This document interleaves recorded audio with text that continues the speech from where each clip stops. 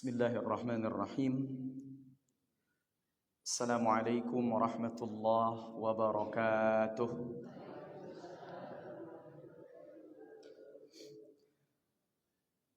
Alhamdulillahilladzi arsala rasulahu bil huda wa dinil haqqi liyudhhirahu 'alad dini kullihi wa kafa billahi shahida.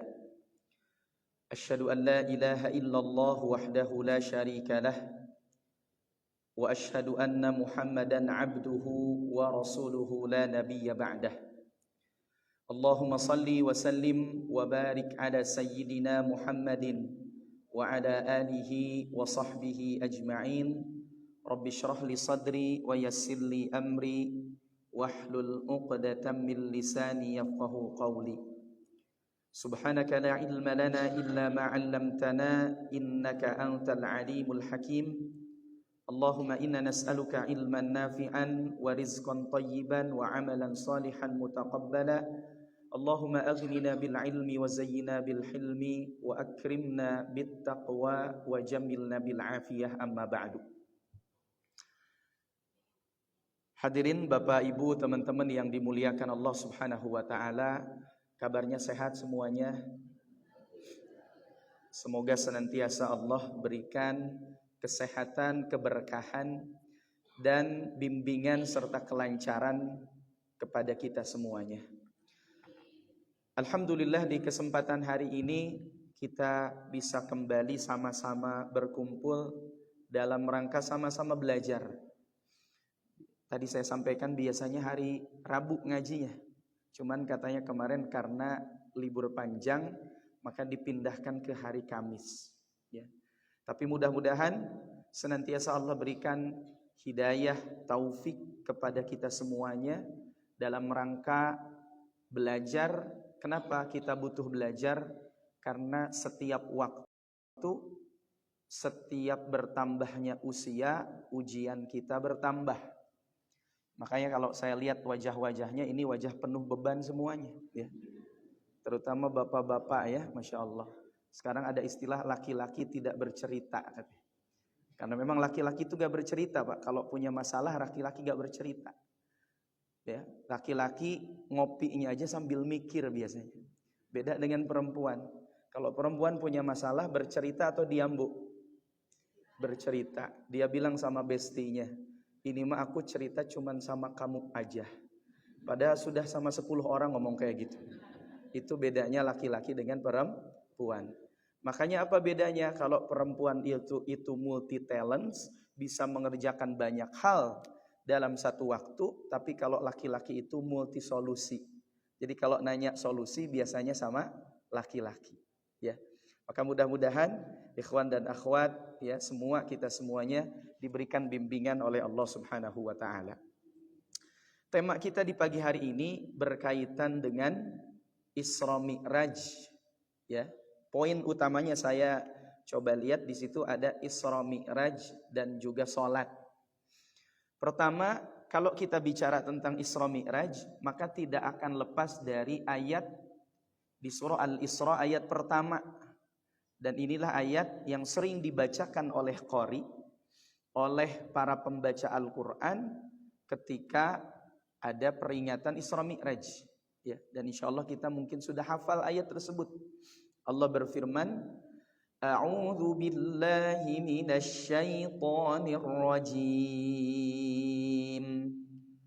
Bismillahirrahmanirrahim. Subhanalladzi asra bi'abdihi lailan minal masjidil harami ilal masjidil aqsa. ليلا من المسجد الحرام إلى المسجد الأقصى الذي باركنا حوله لنريه من آياتنا إنه هو السميع البصير. Al-ayah yang artinya Allahu a'lam bimuradi, subhanalladzi asra, maha suci Allah, asra yang telah memperjalankan bi'abdihi kepada hambanya lailan, pada malam hari. Memang ada perdebatan di antara ulama, apakah Nabi itu Isra Mi'raj ruhnya saja atau ruh dan jasad. Tapi jumhur ulama, atau kalau kita bicara mayoritas ulama, berpendapat bahwa Nabi Muhammad Isra Mi'raj itu bukan hanya ruhnya saja, dan ini pendapat yang paling kuat, tapi juga ruh dengan jasadnya. Kenapa? Karena seandainya kalau Isra Mi'raj itu hanya ruhnya saja, Mi'raj yang beliau lakukan, tidak mungkin ada perdebatan di zaman itu. Jarak dari Masjidil Haram ke Masjidil Aqsa, sebagian orang yang tidak percaya. Maha suci kalau kita juga bicara malam tadi saya baru yang telah memperjalankan mimpi orang percaya hambanya lailan, kalau mimpi pada malam hari. Tapi kalau kita bilang baru dari Mekah, memang ada perdebatan di antara dari Mekah, apakah Nabi Isya berangkat ya kemudian subuh udah ada di masjid lagi. Dari Mekah ruh dan jasad, banyak orang yang percaya atau tidak? Banyak orang yang tidak percaya. Ya. Maka ketika peristiwa Isra Mi'raj, peristiwa atau pendapat yang rajih, pendapat yang kuat, pendapat yang tepat, Isra Mi'raj itu ruh dengan jasad. Ya. Minal Masjidil Haram ilal Masjidil Aqsa. Dari Masjidil Haram ke Masjidil Aqsa. Jadi ini satu perjalanan yang begitu luar biasa. Berapa jaraknya? Ternyata teman-teman, jarak dari Masjidil Haram ke Masjidil Aqsa itu kurang lebih 1.500 km, kurang lebih. Dan kenapa orang waktu itu banyak tidak percaya? Karena zaman itu ketika diterima dengan logika, dengan akal, kira-kira bisa dimengerti oleh akal atau tidak? Zaman itu mungkin enggak. Zaman itu mungkin tidak, ya. Mungkin tidak bisa dipercaya oleh akal zaman itu. Kenapa? Ya karena nah kita makanya saya suka merenung ya. Seandainya kita ini hidup di zaman Nabi, kita hidup di zaman Nabi dan mengalami bagaimana Nabi sampaikan bahwa aku tadi melakukan Isra Mi'raj, kira-kira kita jadi pengikut Nabi Muhammad apa pengikut Abu Jahal? Halo? Ini boleh dijawab ya, ini bukan khutbah Jumat ya. Jadi kan diam-diam menghanyutkan. Kira-kira pengikut Nabi Muhammad apa pengikut Abu Jahal ya? Kita gak tahu. Jangan juga Ustaz kayaknya aku pengikut Abu Jahal. Jangan juga na'udzubillah ya. Kita gak tahu ya. Makanya alhamdulillah kita Allah lahirkan di zaman ini. Ya, jadi setiap takdir Allah kan pasti kebaikan. Karena kalau hidup di zaman itu belum tentu kita percaya dengan apa yang disampaikan oleh Nabi Muhammad. Walaupun kita tahu Nabi Muhammad itu orang yang tidak pernah berbohong. Makanya banyak di antara para sahabat yang beriman percaya kepada Nabi Muhammad atas peristiwa Isra Mi'raj yang beliau lakukan. Walaupun secara akal di zaman itu orang mungkin berpikir logis atau tidak ya. Cuman saya pernah baca ya, para ulama itu mengatakan begini. Ada satu kaidah yang dibuat oleh para ulama. Apa kata para ulama? Kullu mu'jizatin mukhalifatun lil waqi' wa laysat mukhalifatun lil aqli. Tahu artinya? Enggak, alhamdulillah ya. Jadi kita mah kalau dengar orang Arab kan kayak didoain gitu ya. Padahal bisa jadi ngomongnya apa? Apa kata ulama? Kullu mu'jizatin. Setiap mukjizat itu mukhalifatun lil waqi'. Kadang-kadang bertentangan dengan realitas. Ini catatan. Mukjizat itu kadang-kadang bertentangan dengan realitas. Walaysat mukhalifatun lil aqli. Tapi mukjizat itu tidak pernah bertentangan dengan akal. Ini catatan. Mukjizat tidak pernah kadang bertentangan dengan realitas, tapi tidak bertentangan dengan akal. Makanya kalau ditanya, Ustaz, sebetulnya Isra Mi'raj itu logis atau enggak? Rasional atau enggak? Bisa difahami oleh akal atau tidak? Sebetulnya ketika kita hidup di zaman ini, di tengah kemajuan penelitian, teknologi dan seterusnya, ternyata Isra Mi'raj itu sangat bisa difahami oleh akal. Apa buktinya? Ya, bahkan bukan hanya Isra Mi'raj, sekian banyak apa yang disampaikan oleh Al-Quran itu ma'kul, itu logis, itu rasional. Pertama, lihat. Nabi Muhammad itu Isra Mi'raj dipindahkan sama Allah atau naik kendaraan? Halo? Dipindahkan fisiknya sama Allah atau naik kendaraan? Naik kendaraan. Apa kendaraannya? Apa itu buruk, Bu? Hah? Buruk itu apa? Kita buruk Ustaz, ada duduk pesawat namanya Buruk Airlines gitu ya. Berarti naik pesawat dong? Enggak. Ya, buruk itu ada sebagian ahli bahasa mengatakan dari kata barq. Barq itu kan kilat, ya, kilatan cahaya. Maka kalau kita ngitung kecepatan buruk, sebagian peneliti itu seakan-akan kecepatannya seperti kecepatan cahaya. Nanti dicari berapa sih kecepatan cahaya itu. Logikanya, analogi sederhananya begini teman-teman. Misalkan, satu waktu kita pergi ke Jakarta, naik, katakanlah bawa mobil. Ke Jakarta bawa mobil 2 jam. Ternyata di dalam mobil kita itu ikut semut, Pak. Dari rumah naik mobil kita, ikut tuh ada semut. Langsung ke Jakarta, ya 2 jam, 4 jam bolak-balik, balik lagi ke rumah. Setelah nyampe rumah, si semut itu baru turun lagi dari mobil. Setelah turun dari mobil, dia ketemu sama temannya. Kata temannya, kemana aja kamu gak kelihatan? Apa kata si semut? Aku baru pulang dari Jakarta. Pertanyaannya, kira-kira temannya semut percaya apa enggak? Enggak percaya. Kenapa? Karena semut ya tidak mungkin jalan kaki atau naik kendaraan yang dimiliki oleh semut dengan kecepatan yang dimiliki oleh manusia. Makanya kita tidak bisa menyamakan hitungan kita di bumi dengan hitungan Allah Subhanahu wa taala. Itu banyak sekali ayat di dalam Al-Qur'an. Contoh, Allah menyampaikan di dalam Al-Qur'an bahwa satu hari di akhirat ka'alfi sanatin mimma ta'uddun, sama dengan 1000 tahun berdasarkan hitungan manusia. Pertanyaannya itu logis gak Ustaz? Logis. Kenapa logis? Jangankan kita pindah ke alam yang disebut dengan alam gaib, alam akhirat, surga atau neraka. Kita pindah planet aja, nanti coba dilihat ya. Ternyata manusia itu kalau kita hidup di planet Pluto katanya, terlepas itu ada perbedaan. Ada orang bilang Pluto itu planet, ada orang bilang Pluto itu bukan planet. Katakanlah itu planet lah. Ternyata satu hari di planet Pluto itu sama dengan 16 hari di bumi. Jadi pindah planet aja jumlah harinya udah beda. Apalagi kalau pindah alam. Kalau kita bicara galaksi kan galaksi ini jutaan, mungkin tidak terhitung. Kalau kita pindah ke galaksi yang mana di luar sana, itu bisa jadi kita nggak tahu. Satu hari di galaksi luar itu tidak sama dengan satu hari di mana? Di bumi. Maka kaidah para ulama, kullu mu'jizatin mukhalifatun lil waqi' wa laysat mukhalifatun lil aqli. Kadang-kadang yang namanya mukjizat itu bertentangan dengan realitas tapi tidak bertentangan dengan akal. Ya. Dengan akal. Walaupun namanya akal kita, Bu, itu punya keterbatasan. Kalau akal kita terbatas, bisa jadi di waktu dan zaman tertentu, ya, itu berbeda dengan di waktu dan zaman yang lain. Itu bisa jadi begitu. Maka sepakat para ulama, Isra Mi'raj itu maka diterimanya bukan dengan akal, tapi diterimanya dengan apa? Iman. Kita nerima Isra Mi'raj itu, peristiwa Isra Mi'raj, Nabi dalam satu malam dari Masjidil Haram ke Masjidil Aqsa ke Sidratul Muntaha, subuh sudah ada di Mekah lagi, kita terimanya dengan apa? Iman.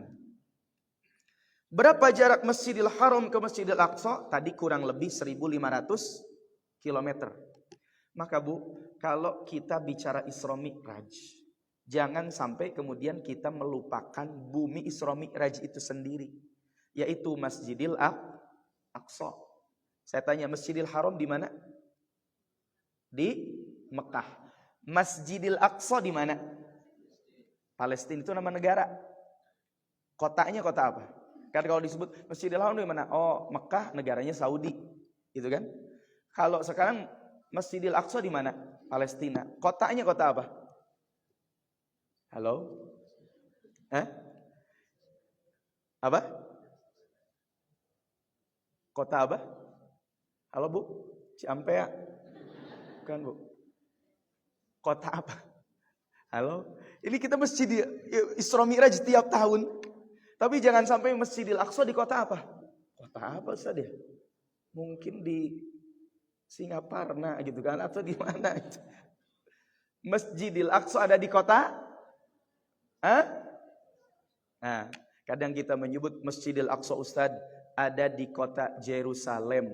Betul, tapi kita sudah masuk pada kita ide-ide Yahudi. Kenapa? Karena di Palestina itu nama kota itu biasanya ada dua. Nama yang diberikan oleh orang Arab sama nama yang diberikan oleh orang Yahudi. Orang Yahudi menamakan kota itu dengan nama kota Yerusalem atau Yerusalem. Orang Arab menamakan kota itu dengan nama kota Al-Quds. Kota apa? Al-Quds. Jadi pulang dari sini harus tahu bahwa Masjidil Aqsa ada di kota yang namanya kota Al-Quds. Ya. Makanya kemarin saya ngisi seminar di kampus tentang bagaimana kita membela Palestina. Apa hubungan Indonesia dengan Palestina? Ternyata Pak, sebelum negara Indonesia ini, kita sudah punya hubungan dengan Palestina. Apa buktinya? Dulu kalau Bapak jalan ke Jawa Tengah, itu ada nama kota namanya kota Kudus. Tahu kota Kudus? Siapa yang menyebarkan Islam di sana? Disebut dengan Sunan Kudus. Ternyata Sunan Kudus itu asal usul keturunannya dari Palestina dan dari kota Al-Quds. Karena dia ingat akan kota kelahirannya, maka beliau namakan kota di mana beliau menyebarkan Islam disebutlah dengan kota Al-Quds. Cuman orang Indonesia tuh kalau huruf Qaf kan nggak ada di kita. Al-Quds, maka disebutlah kotanya kota Kudus. Al-Quds, Kudus itu kan dari bahasa Arab. Dibangun di sana masjid. Namanya masjid apa? Orang kita lebih mengenal itu Masjid Menara Kudus. Padahal nama aslinya apa? Itu ada prasastinya. Itu nama aslinya Masjid Al-Aqsa. Ya. Siapa yang ngambilnya, menyebarkannya? Sunan Kudus. Jadi mengenang apa? Mengenang Madinatul Quds, kota Al-Quds yang ada di Palestina. Ya, kemudian beliau sebarkan Islam di situ, kemudian beliau kasih nama di situ namanya kota apa? Kudus. Dibangunlah Masjid Al-Aqsa namanya. Cuman orang lebih mengenal Masjid Menara Kudus. Ini kan namanya Masjid apa? Baitus Syifa. Mungkin orang akan lebih mengenal, oh itu Masjid Rumah Sakit Islam. Padahal nama aslinya apa? Baitus Syifa. Nanti kalau main ke Kudus, datang ke sana coba lihat ada prasastinya. Nama masjid itu bukan Menara Kudus, tapi Masjid Al-Aqsa. Untuk mengenang bahwa ada Masjid Al-Aqsa namanya. Makanya kalau kita bicara Palestina, bicara Isra Mi'raj, satu hal yang jangan dilupakan, jangan lupakan Masjidil Aqsa. Karena bumi Isra Mi'raj itu dari masjid ke masjid, dari Masjidil Haram ke Masjidil Aqsa. Nah kalau kita lihat memang hari ini Pak, Bu, teman-teman, di Palestina itu kadang kota itu ada nama Yahudi, ada nama Ibrani, ada nama Arab. Contoh kota Al-Quds, kita lebih mengenal namanya Yerusalem. Kota Hebron, Hebron itu nama yang diberikan oleh orang Yahudi. Kita lebih mengenal Hebron daripada kota Al-Khalil. Padahal nama asli Hebron itu Al-Khalil. Kita lebih mengenal Tel Aviv daripada kota Yafa. Padahal apa? Jadi di sana supaya terkesan bahwa Palestina itu milik Yahudi, nama-nama kota pun itu diganti menjadi nama-nama Ibrani. Ya. Walaupun kalau kita berkaca dari sejarah, memang bahasa itu di Jazirah Arab dulu ada bahasa yang disebut dengan bahasa Semit. Nah bahasa Semit ini dulunya satu bahasa. Cuman turunlah menjadi tiga. Satu ada bahasa Arab, dua bahasa Ibrani, bahasa yang digunakan oleh orang-orang Yahudi. Tiga ada namanya bahasa Suryani. Cuman bahasa Suryani bukan yang di YouTube ada makoli itu, bukan ya. Itu bohongan itu. Arab, Ibrani, Suryani. Memang agak mirip-mirip. Ya karena dulunya satu bahasa. Contoh orang Arab ngucapin Assalamualaikum. Orang Ibrani bilang Shalom alaikum. Itu hampir sama. Ya. Yerusalem juga kalau dilihat ujung asal bahasanya. Sebagian ahli sejarah, ahli bahasa mengatakan dari bahasa Arab juga. Hampir sama dengan bahasa Arab. Dari kata Darussalam. Darussalam. Cuman kesininya jadi Yerusalem. Ya. Ada Baitul Lahmi, Bethlehem. Bi'rus Sab', orang Yahudi bilang Beersheba.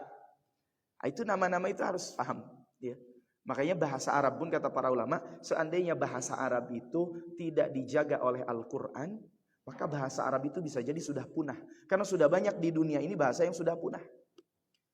Ya, saya sebagai USA, Bu, orang Sunda asli. Tapi kalau ditanya di Tugu Kujang kan ada tulisan Dinu Bihari, Dinu Kiwari Ngancik Nubihari. Pertanyaannya, sebagai orang Sunda kalau ditanya, Ustaz itu apa artinya? Saya bilang, wallahu alam bissawab. Saya nggak tahu artinya. Padahal saya orang Sunda asli. Makanya namanya bahasa itu berkembang. Ya, bahasa Arab pun kata para ulama, kalau nggak ada Quran itu bisa jadi sudah punah. Ya, kita di pesantren mungkin pernah ada yang mondok, ada pernah belajar bahasa Arab. Saya tanya, kalau bahasa Arabnya apa kabar? Apa bahasa Arabnya? Kaifa haluk. Tapi kalau ke Saudi kita nggak bilang kaifa haluk, kita bilang kif halak. Ya, kif halik. Ke Irak, shu akhbarik. Ke Mesir, izzayak inta amil Ya, jauh kan. Izzayak inta amil Wallahi ya fandam ana kuwais tamam. Itu bahasa Mesir. Orang Mesir huruf jim dibaca ga. Salat Jum'ah mereka bilang salat Gum'ah. Salat jamaah mereka bilang salat jamaah. Makanya ada mufti Mesir namanya Ali Jum'ah, mereka bilang Ali Gum'ah. Maka bicara kembali lagi, bicara Isra Mi'raj, jangan lupakan Masjidil Aqsa. Jangan lupakan Palestina.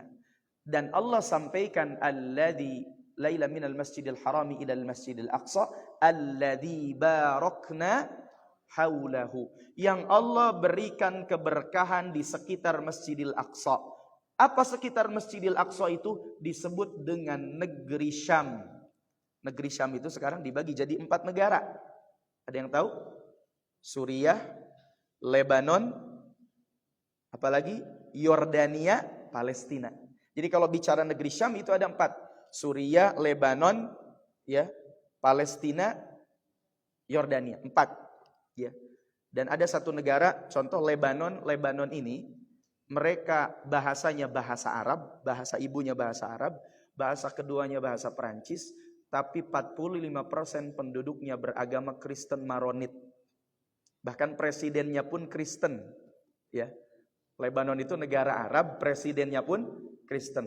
Tempat hiburan malam yang paling rame di dunia Arab itu di Lebanon. Bahkan Bu, diskotik aja di Lebanon tulisannya pakai tulisan Arab. Diskutik. Ada orang Indonesia datang ke sana disangkanya majelis taklim.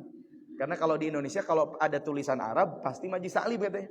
Ya, pas masuk ke sana orang lagi dugem, Pak. Terus bilang, "Masya Allah di sini majelis taklimnya joget-joget," gitu. Disangkanya majelis taklim. Ya. Jadi hati-hati, tidak semua yang tulisan berbahasa Arab itu pasti pasti majelis taklim atau pasti majelis dzikir dan seterusnya, belum tentu. Nah, ini 4 negara negeri Syam, dan 4 negara ini barakna haulah, Allah berikan keberkahan. Ustaz, apa bukti keberkahannya? Banyak. Satu, tanahnya negeri Syam itu subur. Ya. Tanahnya subur. Kemudian yang kedua, banyak di negeri Syam itu lahir ulama, Bu. Ulama itu ternyata kalau kita baca sejarah itu banyak lahir dari negeri Syam. Ada Imam Ibnu Hajar Al-Asqalani, Imam Ibnu Katsir, kemudian Imam An-Nawawi. Banyak ulama-ulama terkenal termasuk Imam Syafi'i itu lahir di negeri Syam. Imam Syafi'i lahir di kota apa? Imam Syafi'i lahir di kota Gaza. Ya. Jadi Imam Syafi'i itu lahir di kota Gaza, belajar di kota Mekah. Banyak keberkahan. Yang kedua, keberkahan negeri Syam di akhir zaman. Apa kata Nabi SAW? La tazalu ta'ifatun min ummati. Akan terus ada sekelompok, segolongan dari umatku. Zahirina alal haq. Senantiasa mendominasi, memenangkan al-haq, kebenaran. Bahkan kalau dia bertempur, memenangkan pertempuran. La yadurruhum man khadalahum hatta ya'tiya amrullah. Tidak ada yang bisa mencelakakan mereka sampai datang keputusan pertolongan dari Allah. Jadi kata Nabi, ada satu kelompok yang tidak bisa dikalahkan oleh musuh. Kurang lebih begitulah.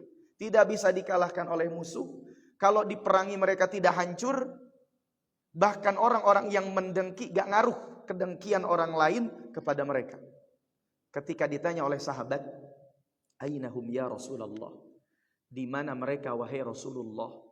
Nabi menjawab, bi Baitil Maqdis wa aknafi Baitil Maqdis. Mereka berada di Baitul Maqdis dan berada di sekitar Baitul Maqdis. Mereka berada di Masjidil Aqsa dan sekitar Masjidil Aqsa. Ini terbukti ketika kemarin terjadi genosida terhadap kota Gaza.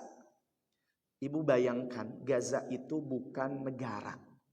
Digempur oleh kekuatan asing. Israel, senjatanya dari Amerika, bahkan didukung oleh negara barat. Bahkan kabarnya yang memerangi Gaza itu banyak tentara bayaran yang datang dari Afrika. Tentara bayaran memerangi Gaza. Apa tujuannya? Memusnahkan kelompok perlawanan. Dan yang diperangi bukan negara, kota. Gaza itu lebih kecil dari Jakarta, lebih besar dari kota Bogor sedikit.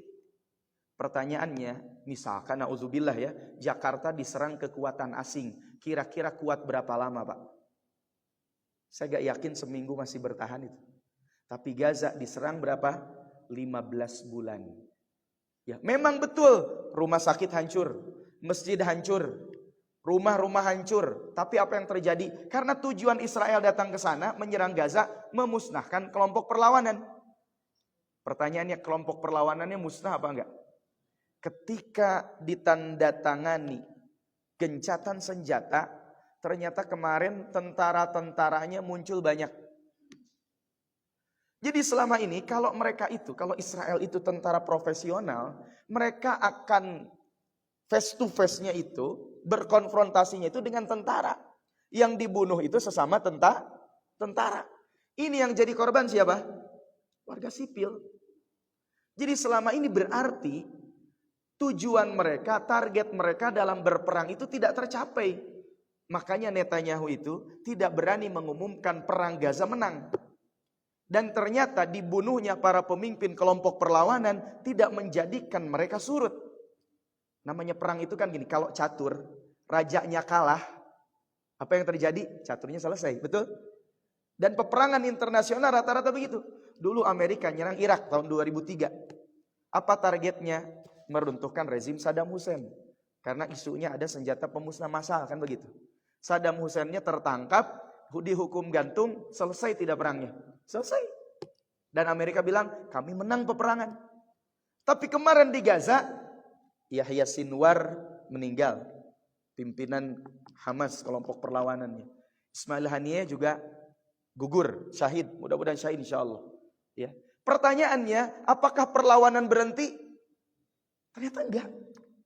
Jadi tentara Israel itu, mereka bilang, ini kenapa? Harusnya kalau pemimpinnya sudah meninggal, ya, wafat, itu selesai perlawanan. Mereka menyerah, tapi ternyata enggak ada kata menyerah. Satu pimpinan wafat digantikan dengan pimpinan yang lain.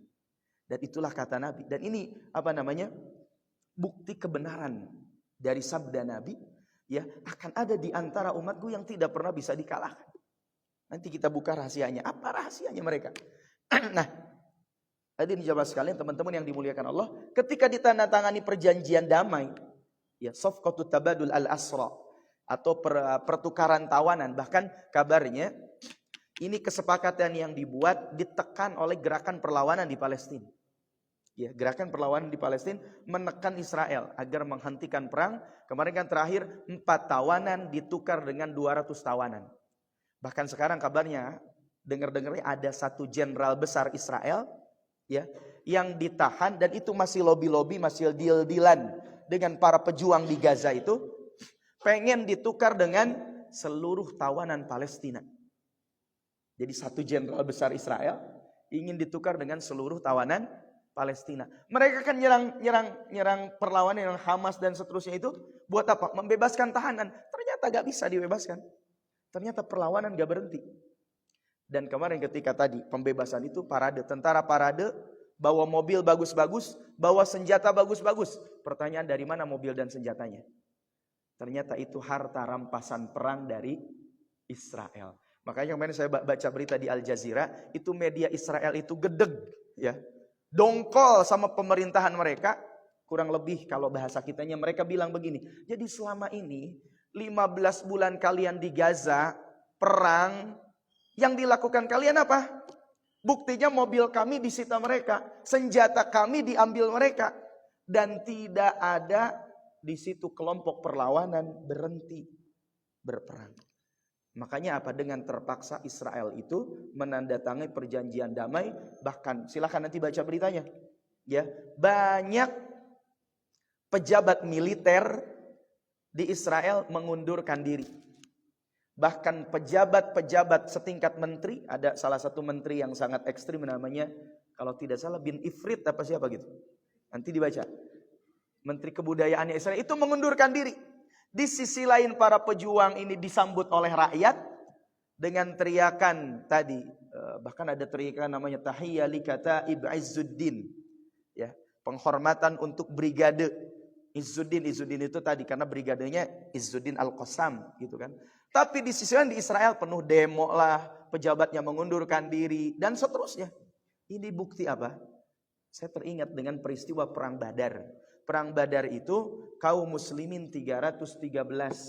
Orang-orang Quraisy berapa? 1000. 313 kaum muslimin, pasukan berkudanya cuma 1.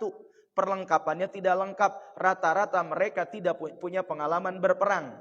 Orang Quraisy pasukan berkudanya 200. Rata-rata pakai baju perang dan rata-rata mereka sudah punya pengalaman berperang. Tapi apa yang terjadi? Walaqad nasarakumullahu bibadrin wa antum adillah. Dan sungguh Allah telah memenangkan perang Badar, padahal sebelumnya kalian itu dihinakan. 313 mengalahkan 1000 orang. Persenjataan lengkap, tapi kemudian tidak bisa menguasai kota apa? Gaza. Semua tentara Israel akhirnya mundur dari kota Gaza. Dan mau tidak mau mereka menyepakati gencatan senjata. Nah, ini luar biasa. Pertanyaannya apa rahasia mereka? Saya baca-baca. Ternyata rahasia mereka, satu, mereka tidak jauh-jauh dari Quran. Ini kan bicara bumi Isra Mi'raj. Satu, mereka tidak jauh-jauh dari namanya Quran. Bahkan dalam 1 tahun 2 kali di Gaza itu ada yang namanya program Safwatul Huffaz. Para penghafal Quran terpilih. Jadi katanya tidak bisa masuk Izzuddin Al-Qassam, syaratnya harus hafal minimal 15 juz. Jadi itu ruhiyah, syarat ruhiyahnya. Belum nanti syarat fisik. Ustaz jangankan 15 juz, 30 juz. Saya mah juz 30 aja gak hafal-hafal. Kan begitu. Jadi syarat minimal berapa? 15 juz. Bahkan ada namanya Safwatul Huffaz, para hafid terpilih. Gimana itu Safwatul Huffaz? Jadi dalam setahun 2 kali itu ada setoran hafalan 30 juz harus diselesaikan dalam sekali duduk. Dari ba'da subuh sampai nanti ba'da asar. Saya tahun 2019 temenin salah satu teman dari Palestina, ya. Tapi 2023 beliau syahid, dibom rumahnya, saudaranya juga meninggal. Beliau cerita di Palestina itu program itu terus berjalan tiap tahun. Bahkan yang setoran hafalan itu bukan hanya anak-anak. Kita kan kalau bicara tahfidz itu anak-anak remaja, orang tua, ada yang usia 80, 70. Ada insinyur, ada dokter, semua profesi mengikuti program itu. Semua profesi mengikuti program itu. Bahkan kemarin ada satu dokter di rumah sakit Kamal Udwan kalau tidak salah, itu ikut seorang dokter menyetorkan 30 juz berhasil dalam 1 kali duduk, dan 2 hari apa 3 hari setelah itu beliau syahid di dibom rumahnya oleh Zionis. Itu luar biasa. Jadi mereka kedekatan dengan Al-Qur'annya begitu luar biasa. Kunci kemenangan itu begitu. Jadi bukan hanya jadi Quran itu benar-benar menghujam dalam hati mereka. Bahkan ada teman saya ini namanya Isa Al-Harsani, beliau bilang alhamdulillah saya sudah ikut 2 kali. Ya, saya nyetorin hafalan Bu. Bukan bacaan, hafalan. Dari ba'da subuh sampai ba'da asar tanpa ada satupun yang salah. Kita mau buka Quran aja banyak yang salah kan. Jangankan banyak yang salah. Buka Quran baru 2 halaman, tiba-tiba Qurannya jadi gelap kan begitu. Gelap, hilang. Apa itu artinya Bu? Ngantuk. Baru buka Quran dikit aja udah ngantuk. Padahal buka itu. Ini sekali duduk Bu. Ya. Dan itu rata-rata diikuti. Makanya disebutkan kurang lebih ada antara 1000 sampai 1500 itu dalam 1 semester sekali ada program itu. Jadi luar biasa ya kedekatan mereka dengan Al-Quran. Bahkan rata-rata apapun profesinya. Saya kemarin dihubungi ada salah satu orang Palestina, beliau bilang saya tinggal di Mekah, Ramadan mau ke Indonesia. Ternyata basic dari S1, S2, S3-nya psikolog. Tapi dia punya sanad hafalan Al-Quran 30 juz, bahkan qiraat asyr. Ya, 10 qiraah. Ini kan luar biasa ya. Jadi dan itu rata-rata orang Palestina seperti itu. Jadi hafal Quran 30 juz itu biasa. Yang kedua, syaratnya apa? Buat mereka itu, terutama para pemuda yang mau bergabung dengan kelompok perlawanan itu, yaitu mereka kalau sholat, terutama katanya sholat subuh, dilihat nanti ya harus di saf yang paling depan. Kita mah bukan hanya saf paling depan mungkin ya. Kadang-kadang kalau di belakang udah ke laut gitu. Ya. Jangankan di belakang, kita mah kadang-kadang subuh lewat gitu kan. Nah, ini kembali lagi. Terakhir maka oleh Isra Mi'raj itu apa? Salat kan. Maka salat itu harus jadi kekuatan. Ya. Saya tanya, salat itu buat kita 1 beban, 2 kewajiban, 3 kenikmatan. Pilih yang mana? Beban, kewajiban atau kenikmatan, Bu? Kenikmatan, betul. Bapak, ini bapak-bapaknya. Salat itu beban, kewajiban atau kenikmatan?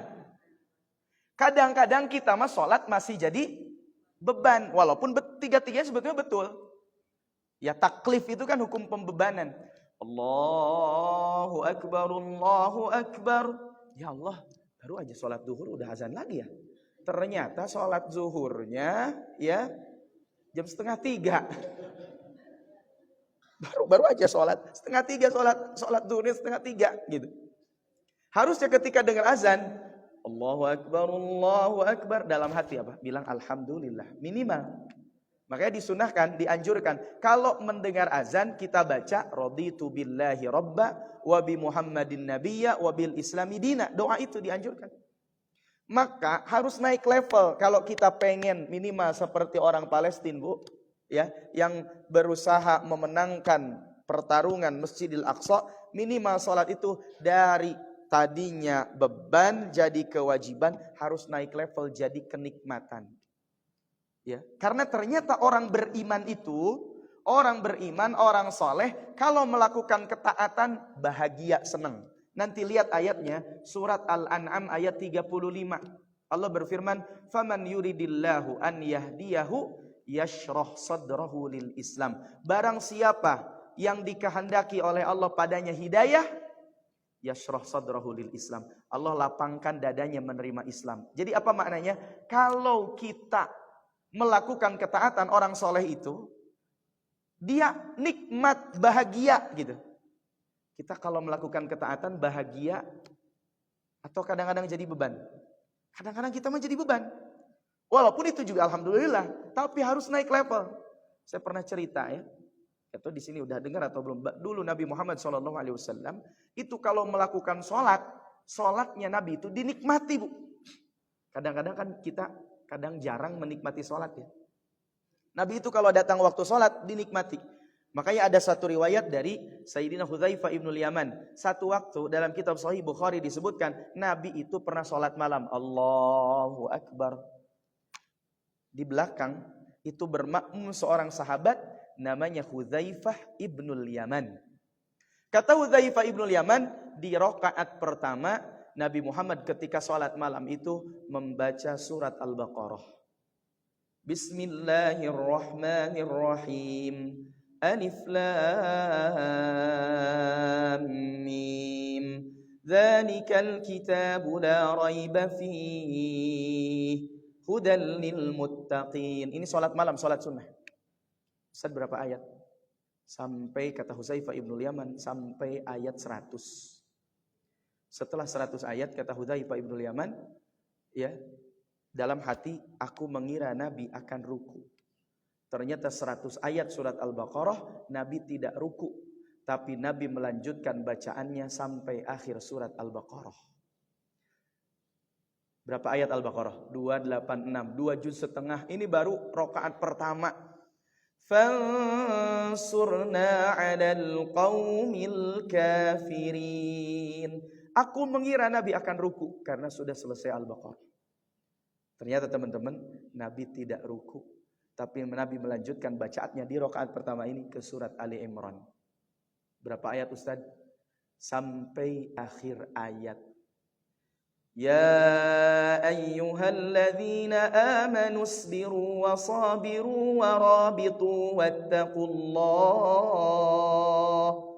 wattaqullaha la'allakum tuflihun. Selesai Ali Imran, kata Huzaifah, pasti Nabi ruku. Ternyata Nabi belum ruku juga. Nabi melanjutkan bacaannya sampai ke surat An-Nisa. Berapa ayat? Sampai akhir ayat. Akhir ayat belum ruku juga, sampai masuk surat Al-Maidah. Awal Al-Maidah beberapa ayat, baru kemudian Nabi ruku. Dan lamanya ruku Nabi, kata Hudzaifah ibnul Yaman, sama dengan lamanya ketika beliau berdiri. Saya tanya, sholat gitu kita kuat gak Pak? Bu, kuat gak sholat gitu? Jangankan sholatnya Ustaz, ngebayanginnya aja gak kuat. Bentar lagi kita bulan Ramadan ya. Imamnya baca Yasin wal Qur'anil Hakim. Kira-kira kalau imam taraweh baca Yasin, senang atau sedih? Senang apa sedih? Kadang-kadang sedih. Ya Allah, terharu. Bukan terharu padahal. Ya, pasti imamnya lama. Ya, langsung Masjid Baitu Syifa besoknya di blacklist. Mau sholat taraweh di ditu deui. Enggak sholat taraweh di Baitu Syifa lagi. Kemarin juga Yasin sampai selesai. Gitu kan kita mah? Ya, sedih. Ya. Sedih. Ya. Beda kalau imamnya baca Qul huwallahu ahad. Surat Al-Ikhlas. Senang atau sedih? Senang, ya. Makanya imamnya pernah ditanya, "Ustadz, kenapa kalau taraweh bacaannya Al-Ikhlas?" Supaya imamnya ikhlas, makmumnya juga ikhlas. Teman-teman kalau dengar imam baca Al-Ikhlas, Qul huwallahu ahad pas salat, seneng enggak? Ikhlas ya? Oh, ikhlas Ustaz. Tapi kalau baca Ar-Rahman, mulai nih. Curiga gitu kan? Apa ayat? Beda kalau Qul huwallahu ahad. Nah, seneng kita, ikhlas kita. Ya, insyaallah nanti saya salatnya mau repeat order katanya. Ya, balik lagi ke masjid sini. Kemarin juga salatnya Al-Ikhlas. Saya lihat nih wajah-wajahnya kalau sholat sunnah gak lepas dari Al-Ikhlas sama Al-Kautsar. InsyaAllah ikhlas semua nih wajahnya insyaAllah. Makanya Nabi sholat saking panjangnya apa? Kaki beliau tuh bengkak-bengkak. Sampai ditanya sama istrinya Ummul Mukminin Aisyah radhiyallahu anha, "Ya Rasulullah, aghfarta ma qaddamta wa ma akharta?" Wahai Rasulullah, bukankah sudah diampuni dosamu yang telah lalu dan yang akan datang? Apa jawaban Nabi? Afala akunu abdan syakura. Tidakkah engkau senang ketika aku menjadi hamba Allah yang bersyukur? Lihat salatnya Nabi Muhammad itu dalam rangka bersyukur. Maka bayangkan teman-teman, kalau salat itu, makanya salat itu dari kata silat. Apa arti silat? Silat itu artinya hubungan, koneksi. Menjaga salat bermakna menjaga koneksi, menjaga hubungan dengan Allah. Maka dalam seluruh buku fikih, lihat catatannya bahwa makna salat, as-salatu lughatan hiya du'a. Salat secara bahasa artinya doa. Kita mah kadang Allahu Akbar, langsung yang diingat adalah di mana kunci motor tadi ya? Ya, jadi mencari sesuatu yang hilang di dalam salat. Harusnya pas salat Allahu Akbar, bayangkan kita sedang berkomunikasi dengan Allah. Baca di Al-Fatihah ada kalimat Iyyaka na'budu wa iyyaka nasta'in. Apa artinya? Hanya kepadamu kami beribadah, hanya kepadamu kami meminta pertolongan. Bayangkan ketika kita baca Iyyaka na'budu wa iyyaka nasta'in, bermakna kita sedang minta tolong, minta bantuan, curhat sama siapa? Allah. Kan kita mah kadang-kadang bacaan kemana, ya, hati kemana? Kayak ngaji kita hari ini. Kadang-kadang kan banyak orang kalau ngaji begitu. Fisiknya ada di masjid, ruhnya kadang ada di tukang bakso. Belum selesai ngaji ngobrol, nanti ngebakso di mana ya? Ya, padahal belum selesai ngaji ya gitu kan. Nah ini sholat. Makanya saya sarankan, ini udah jam 8 lebih. Berapa menit lagi, Zat? Udah habis kan? 5 menit lagi lah ya. Izin 5 menit lagi ya. Tadi mulainya agak telat ya. Sampai mana tadi? Sampai sholat ya. Jadi bayangkan, kalau kita sholat, satu sedang berkomunikasi dengan Allah. Dan teman-teman, kita harus punya target. Contoh, Ustadz, saya setahun ini hafal arti bacaan sholat. Jadi jangan sampai ngaji tiap tahun, 2 tahun, 3 tahun, 10 tahun, tapi ditanya apa arti bacaan sholat. Belum paham Ustadz. Minimal paham tuh. Ada target setahun Ustadz. Kalau keberatan setahun, coba targetnya 2 tahun. Berat 2 tahun, coba 3 tahun. Sehingga apa? Dalam 3 tahun, teman-teman ya bisa hafal arti bacaan sholat. Dimulai dari mana? Minimal dimulai dari Al-Fatihah. Ketika kita bilang ihdinas siratal mustaqim, apa artinya? Ihdina, tunjukkan kami as-sirata, jalan al-mustaqim yang lurus. Jadi ketika kita bilang ihdinas siratal mustaqim, artinya tunjukkan kami jalan yang lurus. Kadang ini dipakai Bu sama jamaah umroh. Satu waktu ada jamaah umroh yang setelah tawaf ketinggalan rombongan, mau pulang ke hotel. Ya, dia bingung nanyanya sama askar, tentara di sana. Askar, kata askar, ayo khidmah, ada yang bisa saya bantu? Dia bingung ngomong kemana jalan pulang dalam bahasa Arab, bingung karena gak bisa bahasa Arab. Akhirnya pakai tadi, ihdinas siratal mustaqim, tunjukkan saya jalan yang lurus. Itu pinternya orang Indonesia. Apa jawaban askar? Siratal ladzina an'amta alaihim ghairil maghdubi alaihim waladdallin. Amin, itu jadi baca Al-Fatihah semua. Tapi saya, Masya Allah ya, orang Indonesia itu pinter-pinter. Walaupun mereka gak paham bahasa Arab, kalau ngaji, kalau belajar, insya Allah bisa. Insya Allah bisa. Ada juga jamaah yang pernah AC di kamarnya mati. Dia datang akhirnya ke resepsionis, minta AC-nya dihidupkan. Karena AC-nya mati, gak bisa hidup. Katanya resepsionis, kenapa AC? AC, innalillahi wa inna ilaihi raji'un. Untung resepsionisnya ngerti, oh ini orang Indonesia katanya. Gak ngerti bahasa Arab. Untung aja resepsionisnya gak bilang, Allahumma gfirlahu warhamhu gitu kan. Oh ini, akhirnya apa? Oh orang Indonesia AC-nya mana apa? Mati. Jadi kalau ngaji gak paham bahasa Arab pun insya Allah bisa. Insya Allah apa? Bisa. Makanya sholat itu saya sampaikan, ada target Bu. Ustadz, usia saya udah gak muda lagi Ustadz. Ada satu kisah Imam Kisai. Imam Kisai ini salah satu imam qiraah. Ya, kalau teman-teman nanti belajar qiraah, ada qiraah Imam Kisai. Beliau itu belajar Al-Quran, qiraah itu di atas usia 40 tahun. Jadi ketika usia 40 tahun, beliau itu jadi pengembala kambing. Tiba-tiba ada ibu-ibu bawa anaknya nganter mau ke sekolah lah gitu. Apa kata si ibu ini? Nak, kalau kamu gak serius belajar, nanti kamu jadi kayak orang itu tuh. Jadi pengembala kambing. Didengar sama Imam Kisai. Dia sakit hati. Ya, kenapa sakit hati? Karena saya dijadikan contoh kegagalan katanya. Akhirnya apa yang dia lakukan? Dia jual seluruh kambingnya untuk modal belajar di Masjidil Haram. Akhirnya beliau jadi imam besar dalam bidang nahwu dan dalam bidang qiraah, bidang Al-Quran. Itu baca kisahnya. Jadi ibu yang usia 40, 50, 60, 70 gak masalah. Ya, walaupun tadi kadang-kadang kan saya pernah sampaikan ya, manusia itu usianya kan sebentar. Usianya umat Nabi Muhammad baina sittin wa sab'in, antara 60 sampai 70. Dan saya kalau ngobrol sama orang biasanya gak perlu nanya usia, ketahuan. Ketahuan apa Ustaz? Dari isi obrolannya. Kalau usia 30, 40 biasanya punten isi obrolannya pencapaian. Kendaraan, jabatan, anak, istri, pasangan, 30, 40. Nanti kalau sudah usianya 50, 60, obrolannya 2 biasanya. Dokter dan penyakit. Ya, sudah ada yang mulai di situ? Ibu udah mulai? Ya. Jadi Ustaz ini usia 30 tapi obrolannya udah dokter dan penyakit. Ini berarti tua sebelum waktunya. Ya. Nanti kalau usianya 70, 80, kalau reuni obrolannya beda lagi. Siapa teman kita yang udah gak ada? Siapa yang masih ada? Makanya sebentar hidup di dunia itu. Maka sayang kalau selama hidup kita di dunia, kita sebagai muslim gak hafal arti bacaan sholat. Kalau kita mau menikmati sholat, sebagaimana itu oleh daripada Isra Mi'raj, sebagaimana itu menjadi kunci kemenangan saudara-saudara kita di Palestina, maka ada target tuh, memahami makna bacaan sholat. Kalau sudah memahami, Masya Allah, insya Allah sholat kita akan semakin nikmat. Salat kita akan semakin baik. Dan di antara tanda kebaikan itu kata Allah dalam Al-Qur'an tadi, "Faman yuridillahu an yahdiyahu yashrah sadrahu lil Islam."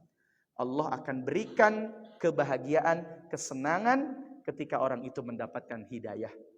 Mudah-mudahan Bapak Ibu teman-teman yang dimuliakan Allah, apa yang disampaikan ini bisa kita amalkan dalam kehidupan kita, ya.